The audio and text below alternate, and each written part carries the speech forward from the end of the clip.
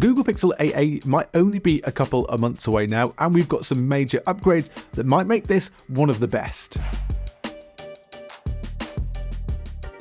When it comes to Google Pixel A series phones, they're touted as one of the best budget Android phones that you can get your hands on, starting from that Pixel 3a going up to the latest Google Pixel 7a.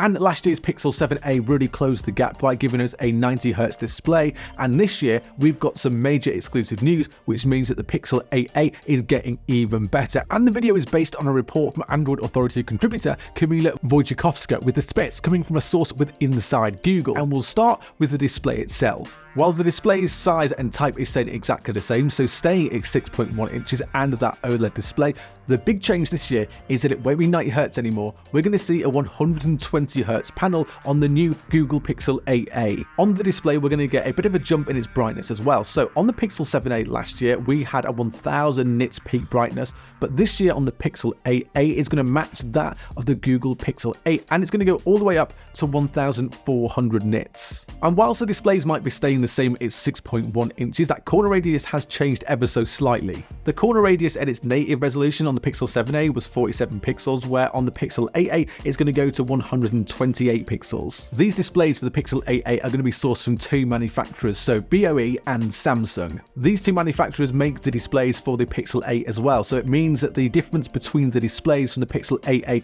and the Pixel 8 are really not going to be that much at all. The design of that Pixel 8a, we still have no idea what it might look like, but we're expecting it to look a little bit like the Google Pixel 8, and we've seen some renders on these already from OnLeaks that shows us that it will look a little bit like that Pixel 8, but for some reason it does look a little bit more rounded. The other major upgrade that is driving the Pixel 8a when it arrives in a couple of months' time is going to be that processor, and the Pixel 8a will be getting that Tensor G3 chip. The Tensor G3 chip is of course the same processor that is found in that Google Pixel 8 and the Google Pixel 8 Pro, and this gives us an idea that we could be seeing some AI features coming to the Pixel 8a as well with that upgraded G3 chip. The highlight though is definitely the improved CPU, and Google has now dropped the ancient Cortex X1 and the Cortex A55 cores in favour of those newer, faster and more power efficient 2022 cores. The Tensor G3 on the Pixel 8a also brings other improvements over that G2 as well, a newer GPU, that new Samsung modem, and support for AV1 encoding up to 4K 60. Just like last year's Pixel 7a, the Pixel 8a will use a slightly different version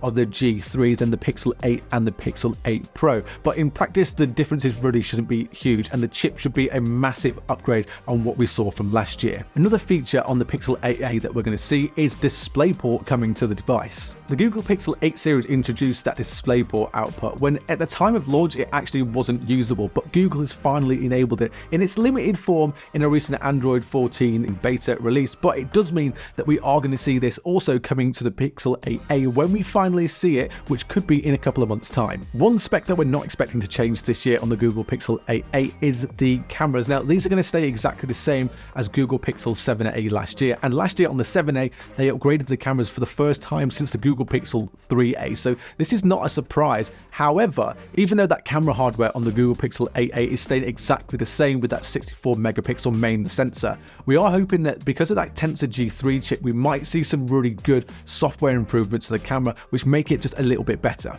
When we finally see the Pixel 8a drop and we're able to get it in our hands, hopefully more people are going to be able to get hold of this as well, because its availability is going to be a little bit better than it was on the Google Pixel 7a. So for example, that was only available in 21 countries worldwide, where we're hoping that this Google Pixel 8a is going to be available in just a few more. And we've seen some electronic warranty labels for the following countries as well. So Czech Republic, Estonia, Finland, Hungary, Lithuania, Latvia, Poland, Romania, Slovakia and Slovenia, which means that hopefully countries that weren't able to get this Pixel 7a are going to be able to get this year's Pixel 8a. If you're wondering though how much you're going to have to spend to pick up the Google Pixel 8a, then actually at the moment we're not 100%, we're just guessing and speculating how much that might be. But if we go based off last year's Pixel 7a, then we're looking at around about $499, but that's still yet to be confirmed and we have no idea exactly how much that price might be. Let me know though, what do you think of the Google Pixel 8a? And remember, nothing is actually confirmed until it is confirmed by Google, but we only have a couple of months to wait to see what that final product of the 8a looks like. If you want to read that full report, then head to the link in the description. If you want to subscribe to the Android Authority YouTube channel, then that'd be great. And then we will see you later.